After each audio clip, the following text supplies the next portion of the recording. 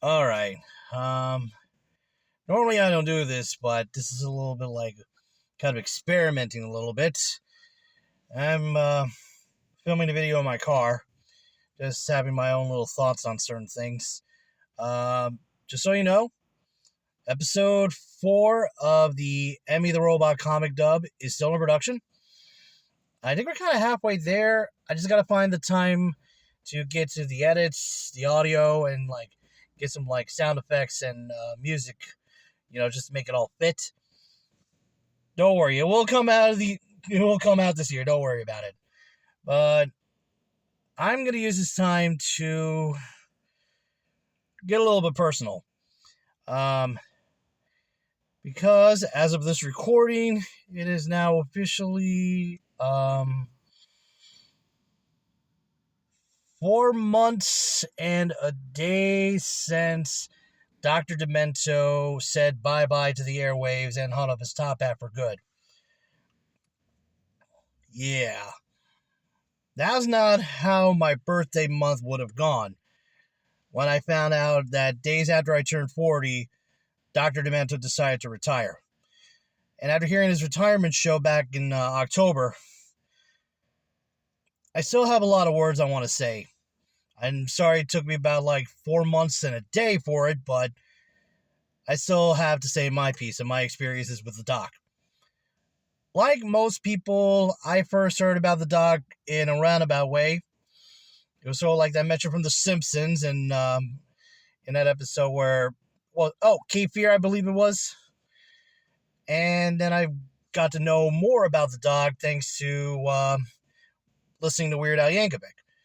And actually see Dr. Demento in the flesh in an episode of The Weird Al Show when he did his home movies segment. I've always wanted to at least send over my comedy pieces and parodies over to the doc for many years, but I never had the recording equipment or anything that's would be considered proper equipment, back when I was younger. It took me several years in college, especially at WSIA, to get my to get my shit together when it comes to how the recording process goes. And I actually did send a parody of Betty Davis Eyes. I want to say around 2001, 2002. I recorded had to record over one of my old cassette tapes that I had as a kid, and I had to sing alongside the MIDI or MIDI as excuse me, someone called it back in the day. I didn't have a karaoke MP3 or instrumental on hand. And here's the funny thing: in order to make the fade out, I had to lower the volume on my radio. So that's a little bit of some DIY for those of you who might not have access to a computer or Audacity or whatever DAW program you have. If you're still using the old school method of recording stuff on a radio. It never got played.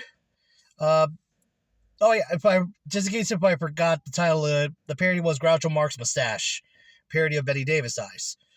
I know the dog played a lot of those parodies back in the day. Among them Marty Feldman Eyes, Colonel Sanders Thighs, Jimmy Durante Nose, and 3 others that I don't think he ever played. Carl Malden's Nose, Mr. Spock's Ears, and Fernando Valenzuela's Stomach. I did send it to the doc before I went to camp, and although he never played it, he did tell me when I first met him, in the flesh, around 2004 at BB King's in Times Square, that he had listened to it from time to time whenever I got in touch with him on email.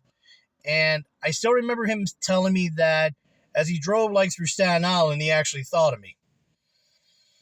Several years go by, especially when I went to college. I was able to have my own radio show. A-Log on the Airwaves became a thing in 2008. I played a lot of stuff that was from the WSIA Vault, a lot of stuff that was on Dr. Demento. And I'm sure he was very proud of me that I was actually able to finally make my own radio show. Play some of the funny songs that I want to play. Although for a while, I think I know that Whimsical Will had told me that he couldn't send me like songs that I needed on my show anymore, mostly because of copyright and stuff. But, you know, c'est la vie. I was still able to get like my songs from like Mad Music or The Flump. Still do it to this day, in fact. And it didn't take me until about like 2010 when Whimsical Will uh, um, retired his yearly summer movie adventure break-in segments that I would do something akin to what he did. I did my own break-ins, and the first one I did was for 2011. That was called Smurfing with the Smurfs. It was only played on the bonus round portion of the show, and I actually still have the copy that the dog played it on. Sure, the dog was no longer on radio, but hey, it was still something. Several years later, 6 years later, 5 years later, actually, I was able to hit pay dirt with Paul Feig's joke of a movie he called Ghostbusters. You know, the old female Ghostbusters that everybody was raging about. Could have sworn that actually kind of swayed an election. Other than that, I did a track called Ghost Busted, and it was on, like, I think, on the monthly top 10 about twice, I believe. Twice or 3 times. I think, but either way, it got enough points to be the 10th most demented song of 2016 on the Funny 25. And the very next year, I actually got another hit on the Funny 25 with Hey Guardians, my breaking about Guardians of the Galaxy Volume 2. Last time I tasted the top 10 was an incredible interview for the for the Incredibles 2. I think it was like number 3 for 1 month, for a month, but it never got requested again. So even though I never had any of my parodies or any spoken word comedy being like ever recorded or sent to Dr. Demento, the break-ins I did were pretty much still a good foot in the door. I even remember hearing that John Goodman, Dickie's son, actually liked them. So I had about 2 pieces of mine that were on the Funny 25 back-to-back, 2016, 2017. In some way, shape, or form, that's still a victory in my book. People have been saying that I kind of failed to become the next Dr. Demento or to become a hit on the Dr. Demento show. But to reiterate, I've been on the Funny 25 for 2 years in a row. That is still a victory in my book. And now with Dr. Demento retired, I know that he's got like memoirs that he was doing, and he still got Covered in Punk Volume 2 to work on. I still think, even though the show is no longer around, Dr. Demento, Barry, is still alive and active somewhere. He's just having a lot of free time now. And so, after telling you my personal experiences with the man, I would like to give my thanks to Dr. Demento, Barrett Hansen, for always being like a shining light to me as a DJ and a comedian. And he is still considered an inspiration to me in my work. And I still am happy to say that you told me that I'm trying to find the right words here, but that you told me that I inspired you.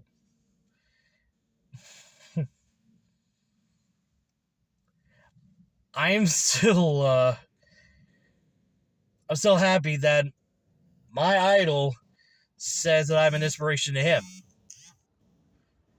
So, yeah, that's all I got to say. And, Doc, if you're watching this somehow, I want to thank you from the bottom of my heart.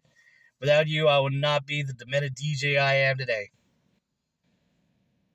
Rock on, Doctor. Stay demented forever.